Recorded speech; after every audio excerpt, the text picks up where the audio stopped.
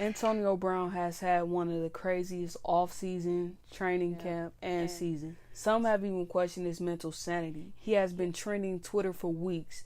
First it was his frostbitten feet, Helmet Gate, posting his fine letter on Instagram, recording and releasing a private convo between he and Gruden, only to be asked to be released 2 days before the Raiders played their first game. And he got his wish. Look at Adam Schefter. The Raiders Free! Bro. Most players dread this moment, but not Mr. Big Chest. He's managed to force his way out of 2 teams in less than a year. Hours after being released, he signed a 1-year deal with the Patriots. But when the Patriots officially announced his deal, he was trending on Twitter again for unrelated issue. This time, he was being accused of sexual assault and rape. And 11 days after signing with the Patriots, he was released. Let's break down the Antonio Brown saga. Before Antonio Brown became Mr. Big Chest, he was a 6th-round pick out of Central Michigan, who'd been drafted by the Steelers. His rookie contract was worth $1.2 million with a signing bonus of $73,500. Beyond this, nothing was guaranteed, and Antonio made the best of his opportunity.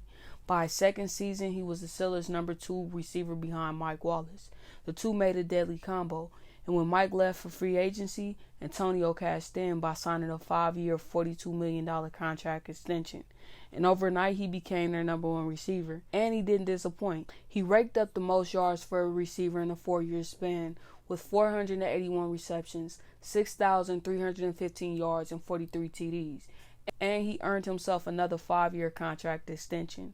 Heading into the 2017 season, worth $68 million with a $19 million signing bonus. Business was booming, and so was the drama.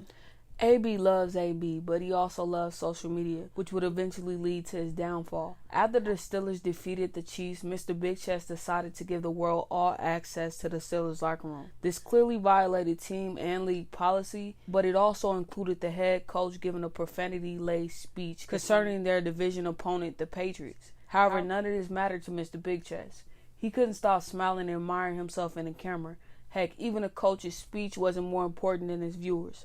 At one point, he had 40,000 viewers, all tuned in to join the Antonio Brown show.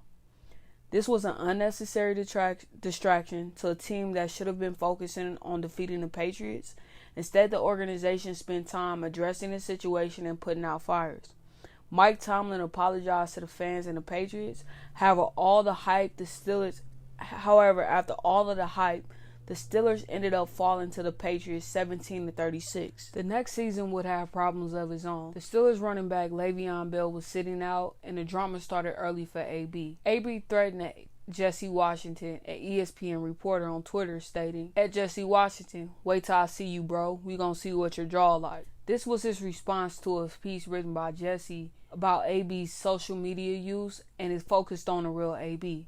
The piece contained interviews with 3 people AB wasn't on good terms with: his former chef, former trainer, and his baby mama. He later on would apologize, but his behavior didn't get any better throughout the season, especially with the Steelers' slow start. When the Steelers matched up against the Chiefs in Week 2, they lost. But during the game, AB could be seen arguing with the offensive coordinator Fletcher, but his attitude got worse during the game when Ben passed him up for the touchdown. It was the final drive of the 4th quarter, and it was 4th and goal. Ben looked his way, but decided against it and ran it in and scored. Instead of celebrating with the team, he walked back to the sideline and sat down. During the week, AB was criticized for his antics by a former Steeler employee, who stated AB needs to thank his lucky stars because he was drafted by a team that had been, and Ben got AB paid. You know darn well he wouldn't put up those numbers for other teams.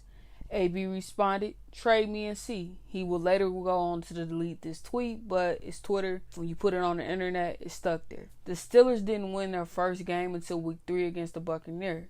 And when AB was asked about his slow start, he stated, "My statistics are already there. I've already done everything from a statistical standpoint. Obviously, it's out of my control. I can't throw it to myself. But what's important is we continue to win." While AB was having a slow start, his teammate Juju was flourishing. Juju had the most targets and catches, and this wasn't a problem until AB felt like Juju was taking his shine. But we'll get into that later. They would later go on a 6-game winning streak, which came to an end in Week 10, when Big Ben threw the ball into heavy traffic and it ended up being picked off. Instead of Roethlisberger taking responsibility, he blamed it on AB. This was a play where I'm reading the safety to the weak side where AB is. And if the safety comes down and takes away the run, I'll pull the ball back and throw the ball to Antonio, who is supposed to be running a real flat, down the line kind of route. The cornerback did undercut AB. That's where I talk to AB like AB, you have to come flat. You can't drift into the end zone and those undercuts happen. But he continued to antagonize AB even more by praising Juju by stating he is reliable, dependable, and trustworthy, and I know he's going to be in the right spot. He went on to add, wish we would have gone back to Juju for 4 straight plays. Now this probably rubbed AB the wrong way. Although he was the number 1 receiver, Juju had the most targets and yards. And even with the slow start and drama, AB was on track to become the first receiver to have 100 catches for 6 consecutive seasons, so he was making history. And Antonio in this situation chose to be the bigger guy, and he stated, I got big shoulders, I can take it. Constructive criticism is only for you to get better. It's not personal. But Big Ben stuck true to his words. In Week 15 game against the Saints, with the game on the line, instead of going with AB, he hit Juju over the middle. He caught it, and he ended up fumbling, and they ended up losing the game. This was a crucial game for the Steelers. If they won this game, they clinched the AFC North. But because they lost, Baltimore was in control. So if Baltimore won, their destiny was out of their hands. Baltimore did win, so it would all boil down to Week 17. If Baltimore lost, the Steelers would secure a spot in the playoffs. Week 17, the team imploded. Reports came out that AB and Big Ben got into it at practice. After AB ran the wrong route, Ben wanted him to run the route again. They did, but Ben intentionally continued to mess up the play. AB had enough of Roethlisberger antagonizing him, so he chucked the ball at him and left the practice field. And he didn't return for the rest of the week. He didn't even show up for the Saturday walkthrough before the game. And in order to hide the dysfunction, Mike Tomlin created a false re-injury and placed him on the injury report throughout the week. Tomlin tried to get in contact with AB on Friday and Saturday morning, and they couldn't get in contact with him. He was AWOL. But surprise, on Sunday, AB was ready to play, and his agent contacted the coach to tell him that he was feeling better and was ready to play. The coach, however, told the agent it was a no-go. Antonio was benched, and although AB did show up, once he found out he was benched, he stayed until halftime and then he was out. But this was just the beginning. AB behavior got even more erratic during the offseason. Now the media began to speculate that the Steelers would release or try to trade AB, but the cap hit brought in some reluctancy. Before the 2018 season, they restructured AB contract in order to create cap space. So they converted his base salary and roster bonus into a signing bonus, which transferred $21 million of dead cap to the 2019 cap. Because of this, they didn't want to just let him go. However, AB tested their hand and created so much turmoil, they didn't have a choice but to let him go. But only if the right price arose.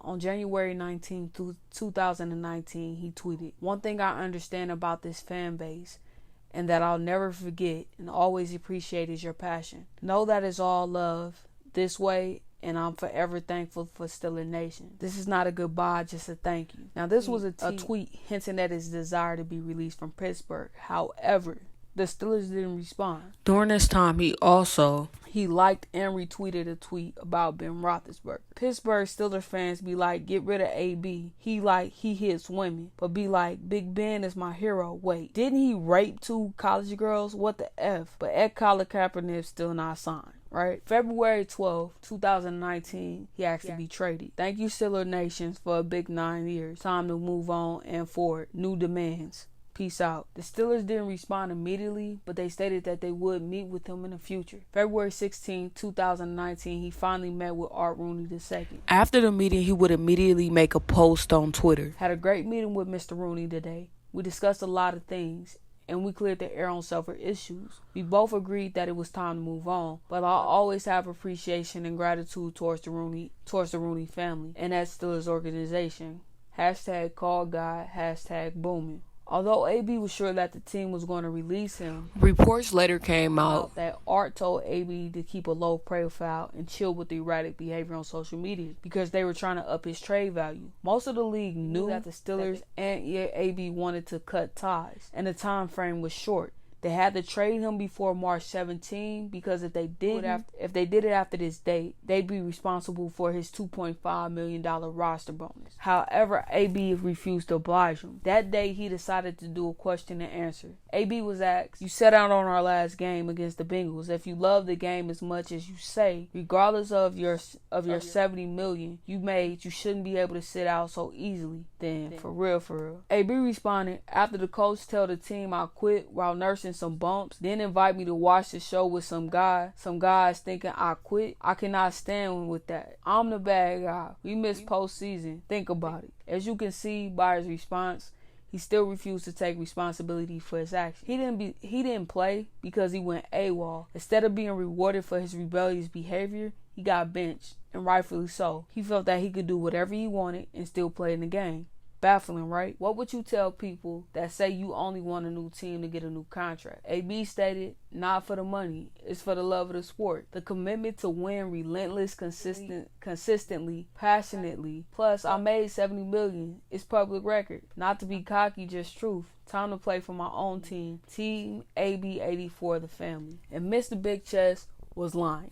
The reason he wanted out was because his guaranteed money had ran out, and the contract from this point on was year to year. And after 2019 season, they could cut him or trade him without any dead money on their cap. When the Steelers benched Antonio, they were sending him a message that his rebellious behavior would no longer be tolerated. And with Juju stepping up, he was expendable. He knew this. He also knew he didn't want to fall in line, and he wanted more guaranteed money. And for this cost, he was willing to do anything to get out of the contract. I mean anything, like dye his mustache blonde. On an episode of The Shop that aired March 1st, AB addressed what happened with the Steelers. I'm a little banged up, so I meet with Coach Tomlin. I'm telling him, like, "Hey, man, I'm a little banged up, so I'm going to need a little time to get right." So he like, "If you banged up, man, just, you could just go home. Leave practice." Yeah, like, you ain't even got to be here. So I'm like, damn, that's where we at. Now, AB and Tomlin can both agree that he was injured, which is why he wasn't at practice. However, multiple sources like Jason Lockenford and Pittsburgh Post-Gazette stated he wasn't injured. He skipped practice after he and Ben got in a dispute. Now, regardless of who you believe, one thing's for certain, AB wasn't at practice that week. However, this is where the stories align. Mike Tomlin stated in his end-of-the-year press conference that he had a hard time getting in contact with AB Friday night, and he was AWOL for Saturday's walkthrough. Now, Jason Lockenford and Pittsburgh Post-Gazette reported the same thing.